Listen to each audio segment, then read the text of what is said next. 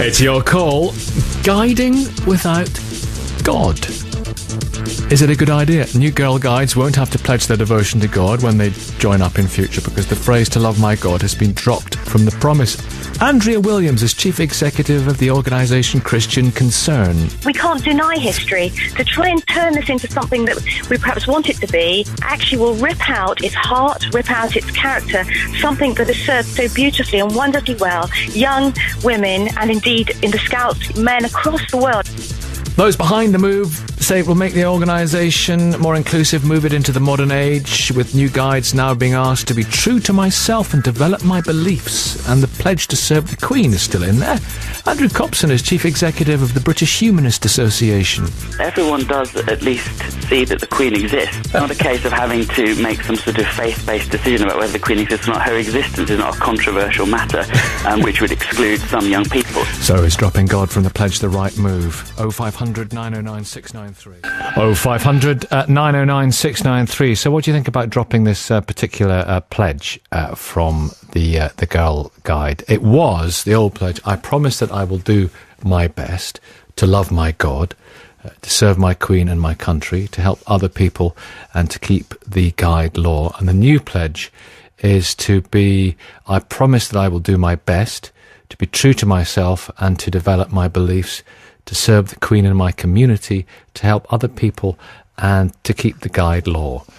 What's the problem with that? Dr. Chris in London, what's the problem with that new pledge? Hi, Nikki. Good to talk to you. Yeah, it's part of a bigger picture, I'm afraid. I'm the dad, actually, of 3 daughters, 7, 3 and 1, and the 7-year-old is in rainbows, or should I say she was in rainbows until today. I'm so sorry, the line is so bad, we can't quite hear what you're saying, but I get the impression you're not happy with this new pledge. We're going to try and come back to you and get a better line. We have got to speak to, in a moment or so, Danny Webster, who's Parliamentary Officer for the Evangelical Alliance. First off, the Stephen Evans, Campaigns Manager for the National Secular Society. We heard a little bit of anger, not specifically what he said there, Stephen Evans. Can you understand why people are upset about this? Hi, good morning, Nikki. No, I can't really. We think this is a very positive move for the Girl Guides. This new promise simply makes clear that girl guiding is there for all girls to enjoy, regardless of their religious beliefs. The Guides thought, and we agreed, that the previous promise discouraged some girls and volunteers from joining.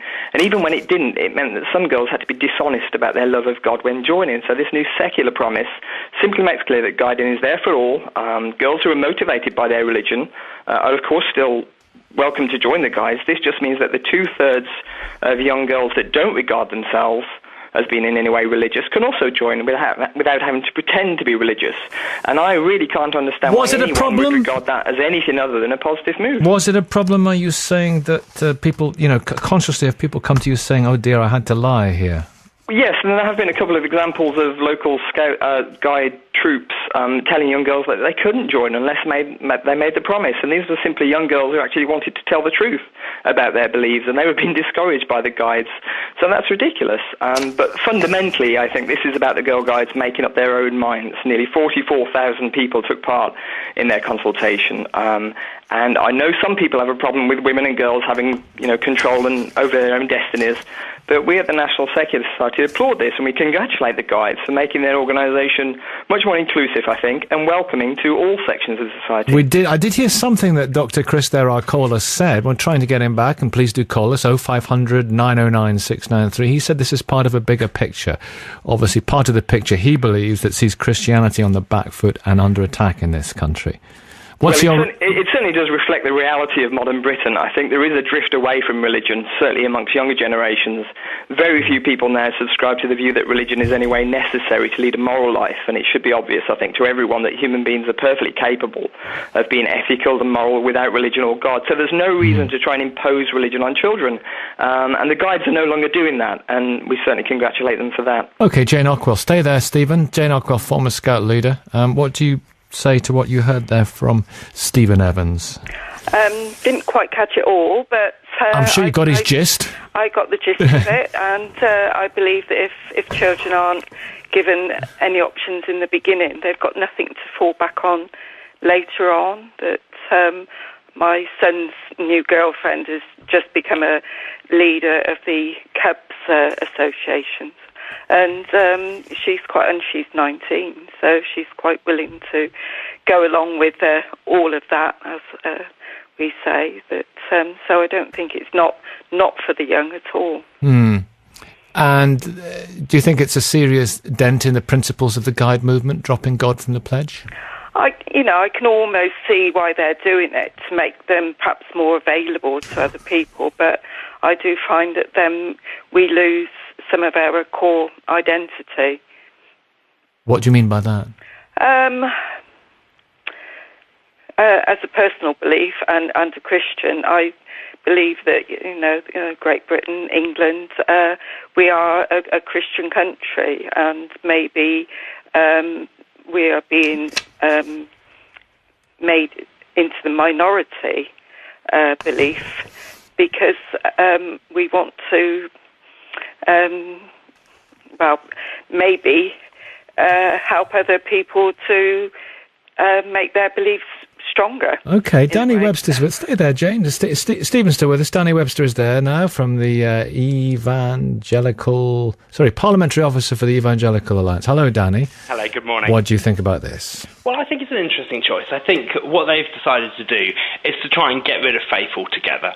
I think it would have been a much wiser choice if they'd taken the option of the Scouts, which have alternative promises. So their main promise continues to give the promise to God, but people of other faith can substitute in their own God, and they're now talking about introducing one that is inclusive for atheists as well. And I think by including a variety of beliefs, by representing the fact that people do believe in different things, and that in Britain today an organisation such as the Scouts and I believe the Guides should reflect that diversity. I think that's a much better option than just doing away with God altogether.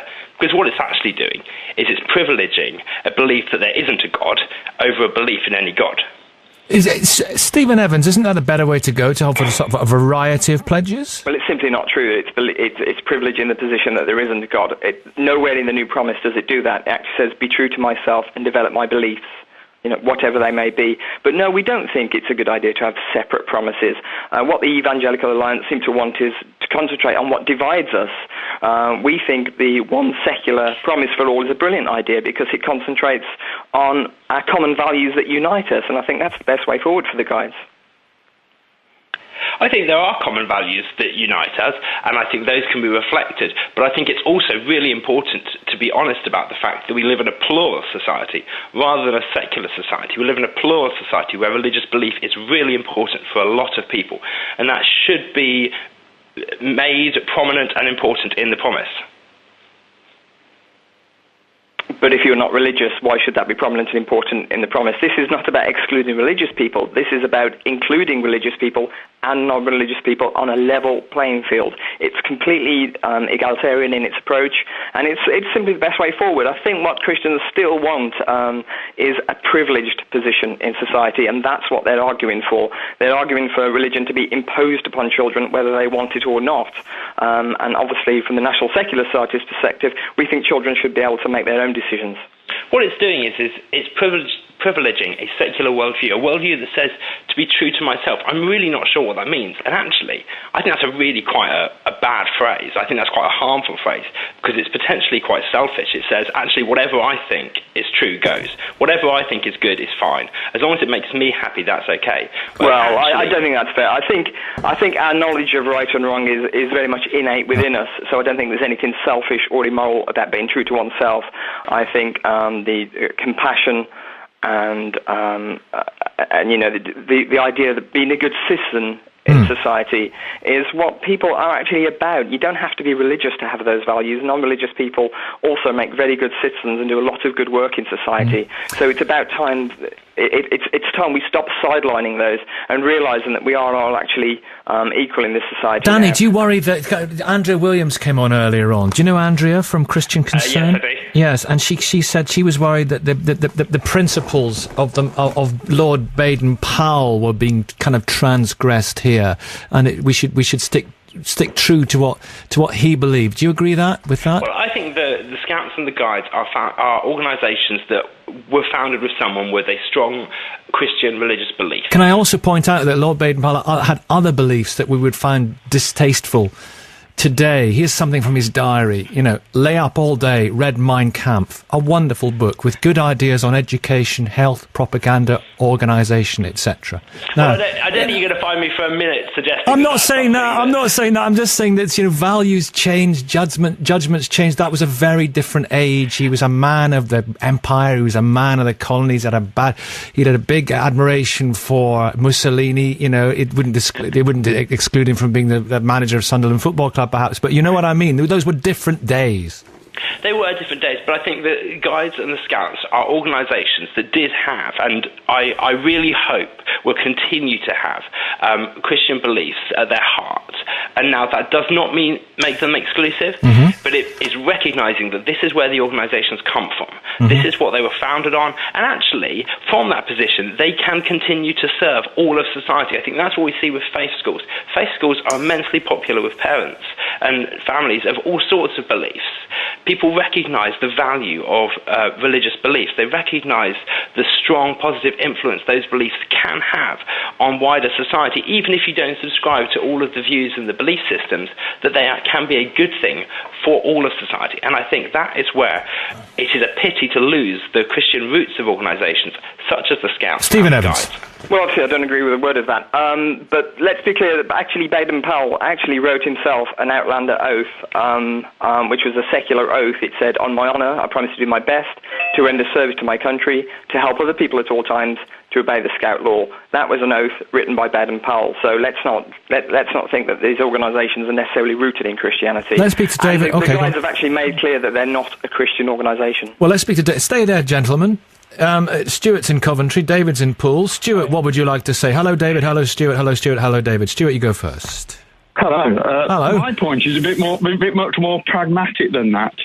Most Girl Guide troops meet in church halls. If they're embarrassed about God in the oath, are they going to be embarrassed about where they're holding the meeting? When this happened for the Scouts, large numbers of Scout troops across the country moved into their own huts, often placed on the edge of communities, that involved tremendous expense and vulnerability with the hut exposed. Where does it go with the Girl Guides for that? Where does where they meet have an impact on where the girls go? David, what do you say to that? Well, I say this, that the Girl Guides is an outfit that helps children of all socio-economic groups to get together and have a jolly good laugh and lots of fun. And Christianity is something that begins at home. And I'm worried that it's just a step that the Girl Guides had to take to bring us up to date. I believe that a good Christian family will keep their children promising to do good with the basis of a Christian ethic behind them, but I don't want it hijacked by the EDL and UKIP as something as, oh, look, them foreigners coming into our country and doing all this stuff. It's just a natural step. We need to take the God out of that and leave God at home with our children. Danny? Well, I don't think you can leave God at home. I think, certainly speaking as a Christian, I think faith is a public act. It is not just something that is private. Faith and a belief in God and the outworking of that belief is something that affects all parts of society. Now, we live in a society with people with many different values, many different Hold on, beliefs. that sounds like the lamb and flag for the Crusades. Come on. No. Keep it in your heart. Well, if God resides in my heart, then I can do no wrong. Well, I think we believe in that or not. Listen, 0500 909 693. We've come to 919 and the Crusades has now been mentioned. Carry on, Danny. Carry on, Danny. I think what we need is our organisations that value the variety of people's beliefs. We need to recognise that for Christians, their Christian belief is important in all of their life, not just their home life. For Muslims, it's important for all of their life. For people who don't believe in God, that is important in all of their life. And I think we don't do that by ignoring God altogether. We recognise the value and importance of beliefs, and actually, for a lot of people, how of growing importance their beliefs are. Cambridge Scouts have tweeted me to say it's a promise we make, not a pledge. So it's a promise. That's just that clarified. Why? I don't understand this, Stephen. Why not a range of pledges? You say which I've got on here this promise. Sorry, it's a promise, not a pledge. I've got these promises. Which one do you want? Why not that? Give people an option. We do it in court, Nicky. We do it in court, but I don't think we should do it in court. We should have one secular oath. Why shouldn't we do it in court? Are you going to ask someone in court to pledge on something they don't believe in? I think when a witness... What if you go there and you want to make a pledge, to promise to honour L. Ron Hubbard? Why shouldn't you be allowed to do that? Well, when a witness or a defendant stands up in court, that witness or defendant's religious beliefs are of no business to the jury. And so there shouldn't be a show made out of them expressing their religious beliefs. So that's why I think there should be one secular oath where you promise to tell the truth, and that's the end of it. And no one's saying that religious people can't take their values in society and into the Girl Guides. All they're saying is they shouldn't impose them on anybody else. I don't think I'm trying to do that. I think you are trying to show that we are reflective of a diverse society where religious belief is important. Whereas I think what you're trying to say is that we can ignore religious beliefs and we can just push them to one side. We can No, you didn't say that at all. That's your evangelical red light winking on and off. I think that's right. David, you're on fire this morning. I tell you what, that man is the kind of person that's going to make this country great, because he is an equivocator. He wants something his way, and he's asking us to join in with him, not to force his beliefs upon us. And that is what humanism is about. And I am a Christian, but I agree with him. I think that what difference does it make that we take the word God out of a promise that a young person makes when they want to join a lovely club? Absolutely, but this is the secular position that I'm advocating rather than a humanist position. But let's not forget, this is actually about the Girl Guides. And polling carried out last year by the Girl Guides themselves found that 70% of girls aged 7 to 21 thought religious belief should be personal and not affect public issues such as education or politics. So this, I think, clearly shows that the Guides are heading in the right direction. So I think we should all congratulate them. Religious belief isn't being sidelined. We're just creating a neutral, secular oath, and that should be applauded. But what beliefs should affect education and politics? I think we all have beliefs. Some of them are religious, some of them are not. Those beliefs, they may be personal, they start with us, but they have an outworking. Whoever we are, whether we believe in God or not, our beliefs have an outworking on politics, on education, on society. I'm not talking about imposing them. I'm not talking about trying to enforce them. I'm saying about being honest, that my beliefs have an outworking in public life. Well, being honest, that's a good one. Being, treating others as you would have them treat you, and all those things. But altruism, helping others, that's fine. That's not the preserve of religion. Absolutely that's not. The basis of the Scouts. It's absolutely not the basis of the preserve of religion, but for religious people, those beliefs are often rooted in their faith. So to then do them, it is an outworking of their faith. So to pretend that actually this is about being true to themselves, it's actually incorrect. Because they believe it's their faith rather than the fact that... So for a Christian, to be honest, yes, it's an excellent thing to do.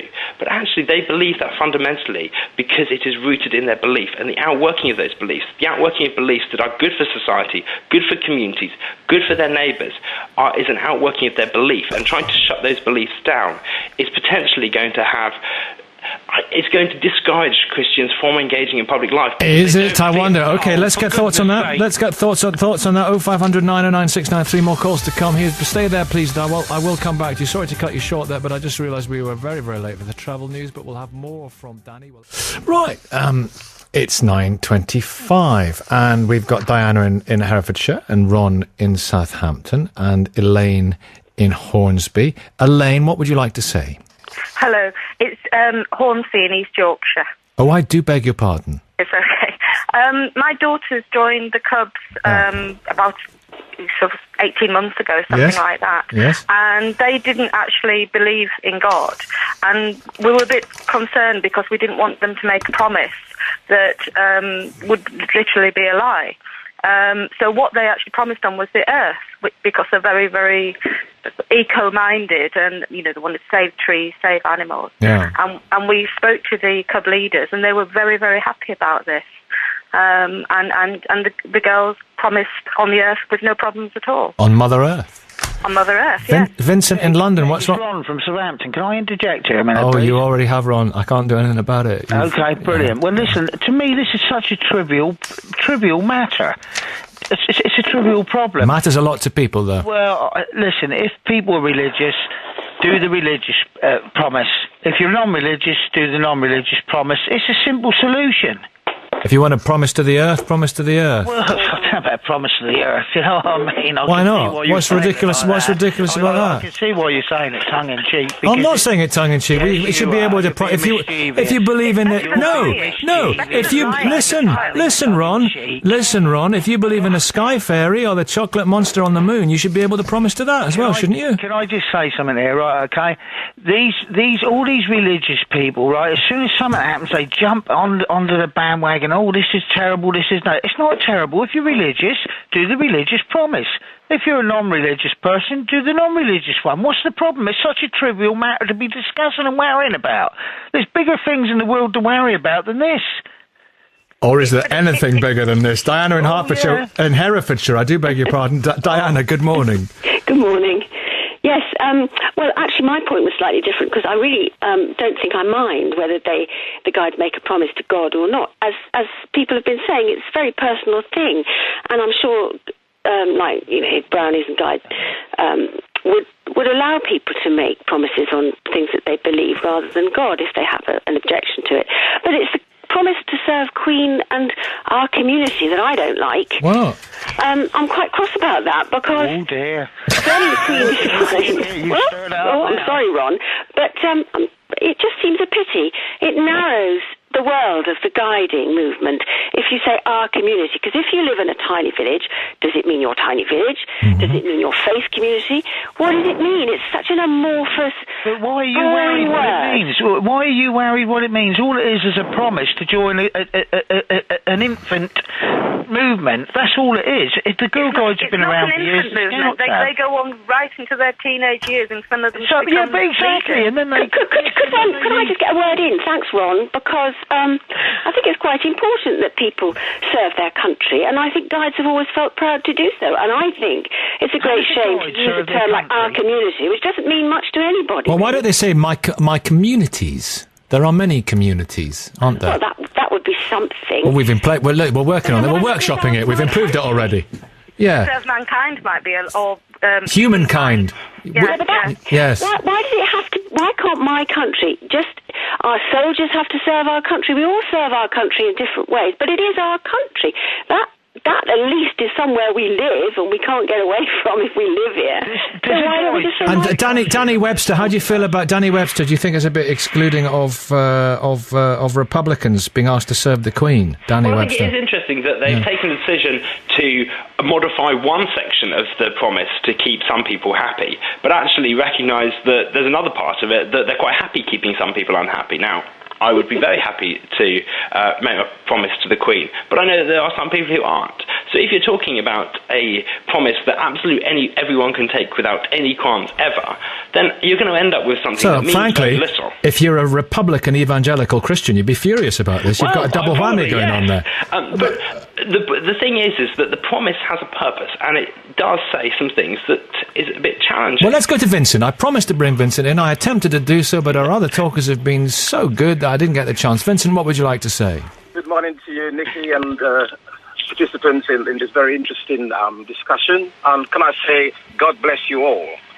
I think that the incremental erosion of Christian-based beliefs, institutions, structures, and references to God does not necessarily mean that we have a better society. But secondly, whilst we should applaud inclusivity and diversity, that does not mean we should exclude any trace of God from our dialogue or from our institutions. I'm very concerned that there seems to be too much of a focus on eradicating references to Christian-based values as opposed to embracing other cultures and other religions and beliefs and faiths in an institution that should serve all people. I'm very concerned that just by removing the reference to love my God, it could be any God, and God is universal. What if you believe in many gods? What if you're a polytheist? If you're polytheist, then it will serve your various gods. Well, which one are you talking about? Should it be plural then? Well, it should be, and it should be an option. An option. If you're actually getting married, you have an option. Yes. In terms of the vows that you take. Yes. In court, you have a reference to the oath. Why not the same with other institutions. I think there is too much of an emphasis on eradication as opposed to real inclusion. Choice, exactly. The majority, the silent majority of Christians, I can tell you, are appalled by this incremental destruction of anything Christian-based. How many non-Christian institutions do you think would remove references to their God to include Christians?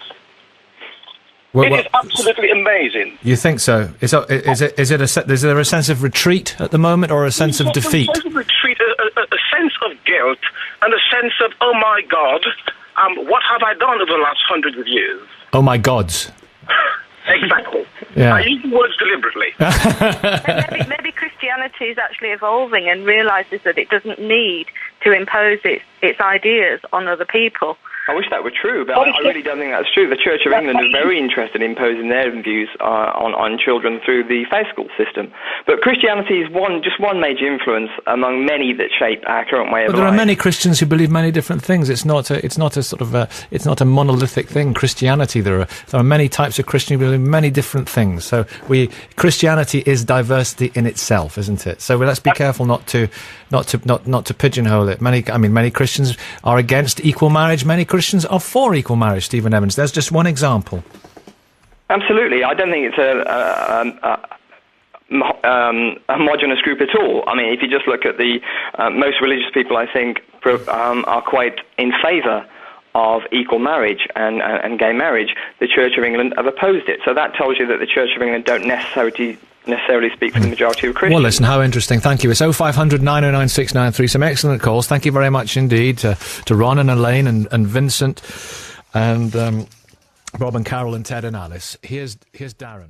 So the old pledge, the new pledge, they're dropping God from the new pledge for the Girl Guides. We've got Anne in West Sussex, and we've got Trevor in Cumbria, and we've got Tim in Dorset, who is a vicar. Hello, Tim. Good morning, Nicky. What is your thought on this in order to make it more kind of inclusive? That's the word. Well, one of the things that obviously I do as part of my job is I do weddings and I do baptisms, and that involves people making promises which involve the word God. Yeah. And one of the things that I do is I sit down with the couples, with the people concerned, and basically ask them what they understand by this and basically unpack it with them.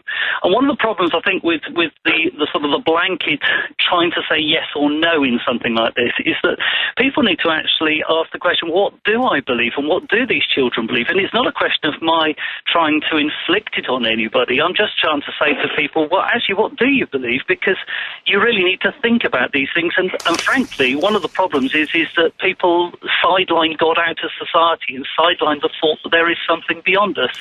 So I think it's about talking about it. So that sort of the Cubs and the Scouts and the Guides, they all come into church as part of their evenings as Cubs and Guides and Scouts, and we actually have an evening where we talk about this. But if there's something beyond it, should it be an option that you can appreciate that in some kind of a promise? And if you don't think there's anything beyond it, should you have the possibility, the option to be able to make a promise that is aligned with that point of view? I don't have a problem with that. I mean, it's like, for example, when I do a baptism, I say to couples, look, here's the promises. If you feel you're ready to make them, you make them. If you're not, I've got more respect if you say, no, actually, I don't want to. Yeah. Yeah, you must marry people sometimes, one of whom is religious and one of whom is not religious, and they're just kind of going with it a bit, you know? Yes, of course, that's part of it. But the one thing I would point out is that we sometimes have this thought that this is what believing in God means, this is what the concept of God is. I say to people very often, look, you may have an idea of what God is, but I'm not going to tell you exactly what you ought to do. There's no tick boxes here. Talk to God and actually think about God as he feels to you, as he appears to you. Obviously, I've got a way of talking about it with Jesus Christ and what I believe as a Christian, but I'm not expecting everybody to tick those same boxes. Because it surpasseth all understanding, Tim. Sorry, I missed that. It surpasseth all understanding. Yes, Yeah. Ain't that the truth? It's a difficult one, though. Yes. It's a difficult one. It's difficult because I'm not trying to inflict it on either of you. I mean, some of your callers sort of obviously have a few angst about Christians that they've experienced who've rammed it down their throats. I don't. I just want to tell people I've got some good news, and it's up to them as to how they react to it. And the same is true. I believe in a God. That's up to other people to say what they think. I can't make them believe. I don't want to make them believe. Stephen Evans, do you want to come back here? Well, it just sounds like the vicar's making God into some sort of meaningless concept that has absolutely no meaning at all. And if we want to talk about people's beliefs, let's talk about people's beliefs. Let's not call them God. I just don't understand his point at all. My point is very simple. If we believe that this is all there is in the world, this is all there is, full stop, then I think the world is a pretty pointless existence. That's absolutely not what the Guide Promise is saying, that this is all there is. This is not an atheist promise. And I think this is a common tactic used by people within the church to conflate secularism with atheism. One thing, Tim. If this is, who knows? Tim does. But if this is all that there is, it's magnificent. It's amazing. It's fantastic. Let's make the most of it. I agree, but the thing is that if I think that the only point for my being on this planet is so that I can have children, so that they can have children, and so that we can exist through life and struggle through life. I mean, I live in a beautiful part of the world. I'm sat in the car in a beautiful part of the world in Dorset, but I still want more. I think there's got to be more to life, more to actually my existence. Right. So he should have. So there should be the promise in there that should be recognised. That should be the option to recognise that. That's clearly that's what Tim's saying. Trevor in Cumbria, what do you say? Hello, Nicky. Well, I think you ought to be very careful on what you wish for. We live in a country that has always been founded on Christian values. Always?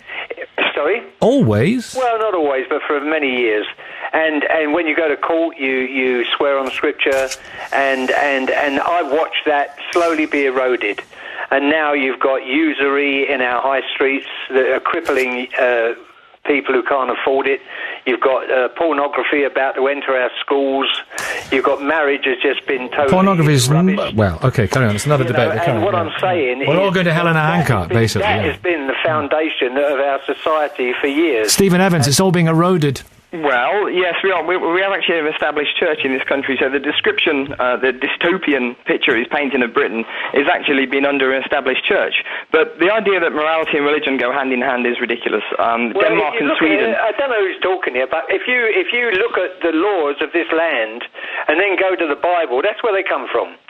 Thou shalt not steal, thou shalt There not is some biblical basis in the laws, but there's also a secular basis there too. But listen, Denmark and Sweden are probably the least religious countries in the world, and they have the lowest violent crime rates, they have the lowest rates of... to you, but I'm a Christian, and it's certainly not unreligious to me. And I would be a Christian whatever anybody says. You're not going to change my faith. Nobody is trying to take away your Christianity. Nobody is trying to suppress your beliefs. Rubbish the faith of Christianity. Nobody's rubbish the faith of Christianity. Well, of course you are. No, I'm simply saying that religion and morality don't necessarily go hand in hand. No, you've been doing it for the last hour or so. Now you've got... I don't think you'll find one example of me rubbishing Christianity. I'm 70 years old, right? I'm 70 years old. Spare the rod, spoil the child. Look at the state of our children now. They're out of control. All the things that you've taken away, all the things that you've eroded from society that are Christian-based has given a society that is far less... it says in the Bible that if you abuse your parents, you should be put to death. Well, that's Old Testament. All right, okay. We're Christians, Well, it's easy to pick and choose, but what you're saying is absolutely ridiculous. No one is actually trying to suppress Christianity. Well, of course this is what That's happens. What you've been doing all morning. Come on, give me a What break. you're trying to do, Stephen, is to define Christianity in such a way that you can then ignore it. You're trying to say that it just has a space. It has a personal belief that you can have if you want, but don't let it affect anything else. But that's fundamentally misunderstanding religious belief. I'm simply saying the welfare state was founded on Christianity. The Labour Party was founded on Christianity. Christianity... The National Health Service is a great secular institution. And society has been blessed by that for many, many years. Now you're taking away those blessings. You're taking away people's rights. Nobody's taking away anyone's rights. There's just a balancing of rights going on to make sure that we live in a fair... One second, everybody in the congregation. Listen to Anne. Anne in West Sussex. Thank you, Nicky. Good morning, and may your God be going with you. Good morning. I wouldn't be here otherwise. Nicky, when I heard the news, I was very sad, because I thought, yet again, we're undermining those important structures in what makes this of Great Britain. And to hear these arguments, I just thank God that I was raised when we did have Christian values. Amen. You would not have this morning anybody on this programme who was maligning other religions in the way that they can keep maligning Christianity. Well, maybe it's because Christianity, in its own way, which is an individual relationship, is so powerful. And you've only got to look at what's happened behind the Iron Curtain when they tried to get rid of it. And why? I think Justin Welby this week, I was listening to his talk to leaders, talked about when he would take Bibles behind in some vehicle to countries. Christianity doesn't force itself on anyone. We do have individuals who have strong views, but the thing about religion is it's historically it has done control. Yeah. And So it still does. We have the law in the UK actually demands that schools hold a daily act of broadly Christian worship. Is that not imposing religion can I come on back people? on that? Yes, you can. Because that is what I've been hearing this week. This is not what is happening. They do not have the services that we had to have every morning. They do not. There is also a multi-faith education. So are you saying, Anne, that the pledge should stay as it is, or should there be a range of promises offered that, or do you think absolutely there should be one promise, one pledge, and God should be in there? Well, it's never been a problem until the last, obviously... What if you don't believe in God, or you believe in lots of God, or you believe in a different God? Yes, well, if you say I believe in God and you believe in a different God, you are saying I believe in God. You're not saying which God. Well, you believe in lots of gods. Pardon? What if you're of an Eastern religious bent and you believe in lots of gods? Well, if they do believe in lots of gods and they don't want to say I believe in God, I'm sure that nobody is going to say, wait a minute, you can't say that, you can't There should be an accommodation. Maybe they should be allowed to say... There usually is a freedom for accommodation. Right. Actually, I think there is an accommodation, Nicky. If you actually read the promise, it says to be true to myself and develop my beliefs. It doesn't say what those beliefs are. It doesn't ascribe those beliefs to you. It's up to you to decide what your beliefs are. If you have Christian beliefs, they are your beliefs. But is that if you were to go back in time maybe 10 years and join the guides, Anne, I don't know how old you are, maybe in your late 20s or something like that. Yeah, I didn't have the good fortune to join. But if the you guides were, would that be all right? I promise that I will do my best to be true to myself. Well, hang on, to develop my beliefs. What's wrong with that? Well, I think I'll have to think about that, develop my beliefs. Maybe that is a woolly encompassing all, honestly. And it's a secular approach. It doesn't exclude anybody. Other people's religion and what they want to do in our country. There is a spiritual element to being a Christian that is so important. And I was saying to my friends, look, even the Beatles, with all their wealth, everything they'd got, they wanted something more. And we need to give people something more.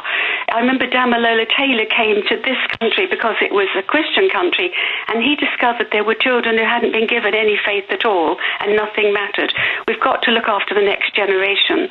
And if we are going to water down those structures that made Britain the safe country it is, well, we can go the same way as Romania went a few years ago when my neighbour said, what happened to my country? How could it fall into the state it's in? And thank you very much. It's 9:51, and here's Michelle. Well, starting with the southbound. Dr. Sarah Mills from Loughborough University wrote her PhD on the Scout movement in the UK. Dr. Sarah Mills, hello. Hi, Nicky. This whole concept of kind of muscular Christianity, Victorian Christianity, was central to Lord Baden-Powell's thinking, wasn't it?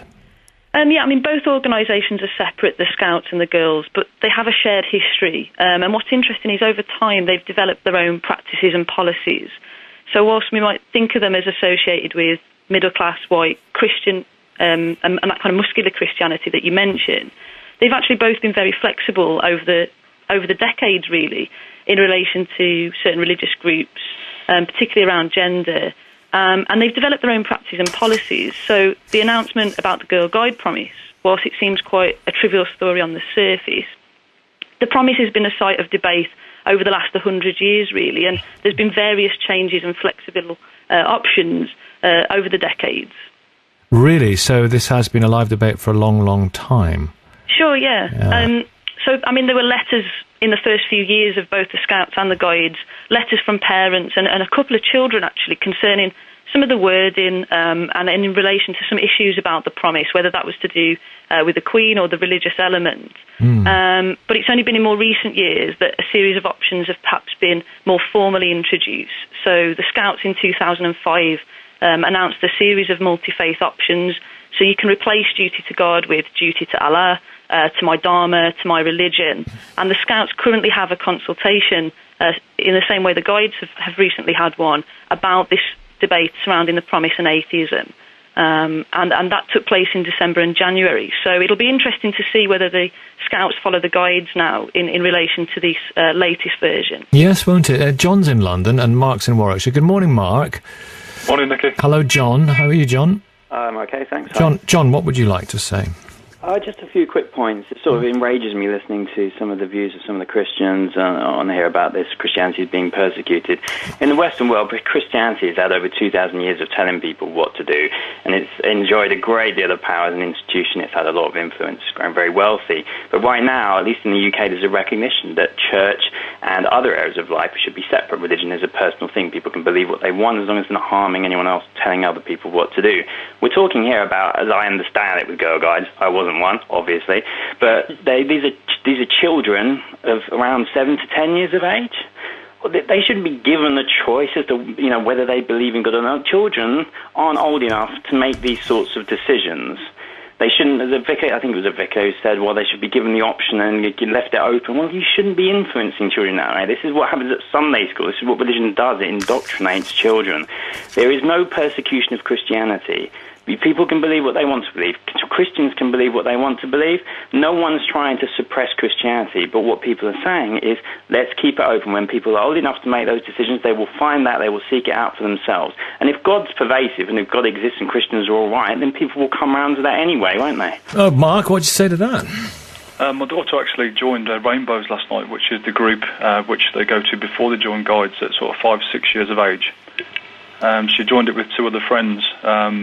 It's something which my daughter actually believes fairly strongly in God and that people will go to heaven sort of when they died. And there's a How old is she? She's 6 years old. Does she believe that people will go to hell? No, she doesn't really have any concept of that at all. But she has a concept of heaven? She has a concept of heaven and that when pets and animals have died and when people have died, elder people in the family, that they've gone to heaven and God has looked after them. Right. So she actually took a promise last night, and I've got it in front of me, and it says that she promises that to do her best to love her God and to be kind and helpful, which is a nice thing. It's slightly different from the Guides because it's the one I say, the slightly younger ones, which she'll go into next year. To be kind and helpful is really nice, isn't it?